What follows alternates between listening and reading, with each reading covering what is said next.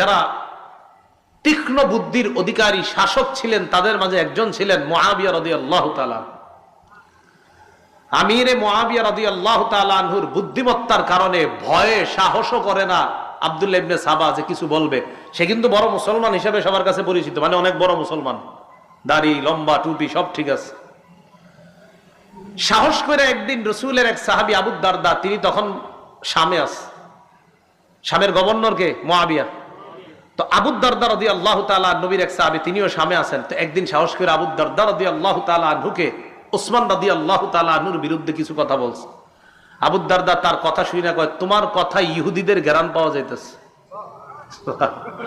তুমি কি ইসলাম প্রচার করো না ইহুদিবাদ প্রচার করো? সত্যি করে বলো। সে ভয় পেয়ে গেছে, আর কোনো কথা বলে না। লম্বা সময় শামে থাইকে আবার আরেকদিন রাসূলের আরেক সাহাবী উবাদা ইবনে সামিত